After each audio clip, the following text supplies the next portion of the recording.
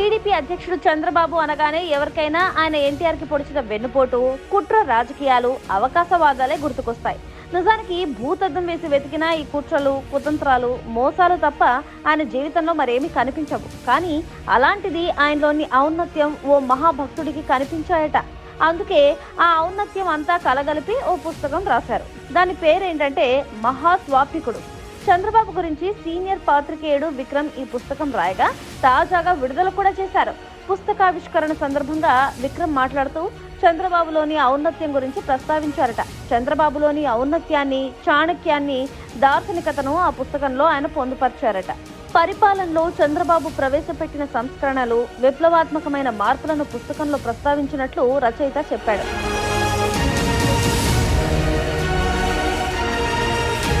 చంద్రబాబు ఏం సంస్కరణలు ప్రవేశపెట్టారో అర్థం కావడం లేదు. మైక్ దొరికిన ప్రతిసారి చంద్రబాబు తన డబ్బా తాను కొట్టుకుంటూ ఉంటారు. డ్వాక్రా గ్రూపులను తీసుకొచ్చింది తానే అని చెప్పుకుంటూ ఉంటారు. కానీ చంద్రబాబు ముఖ్యమంత్రి కాకముందు అంటే 1993లోనే పివి నరసింహారావు డ్వాక్రా వ్యవస్థను ప్రవేశపెట్టారు. దేశంలో సెల్ ఫోన్ తీసుకొచ్చింది తానే అంటారు. చంద్రబాబు ముఖ్యమంత్రి కాకమునుపు 1994లో మొబైల్ ఫోన్ ద్వారా కేంద్ర టెలికాం మంత్రిగా ఉన్న సుఖరాం పశ్చిమ బెంగాల్ ముఖ్యమంత్రి జ్యోతి బసుతో మాట్లాడారు. దేశంలో ఐటీ విప్లవం తన వల్లే వచ్చిందంటారు. రాజీవ్ గాంధీ ప్రధానిగా ఉన్న సమయంలో అమెరికాలో ఉన్న శామ్ పెట్రోడాను ఇండియాకు రప్పించి ఐటీ విప్లవానికి నాంది పలికారు. చంద్రబాబు ముఖ్యమంత్రి అయ్యే నాటికే చెన్నై, బెంగళూరు నగరాలు ఐటీ రంగంలో మంచి జోరు మీదున్నాయి. హైటెక్ సిటీని తానే తెచ్చానని చెప్పడం కూడా అబద్ధమే.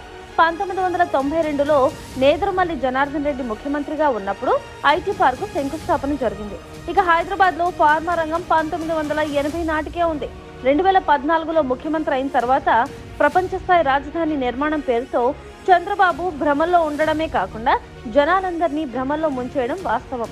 ఇన్ని పచ్చ నిజాలను పక్కన పెట్టి ఆయన మహాభక్తుడైన రచయిత విక్రమ్ ఆ పుస్తకంలో ఎవరికంటికి కనిపించని మహా అద్భుతాలను ఏం రాశారో చూడాలి.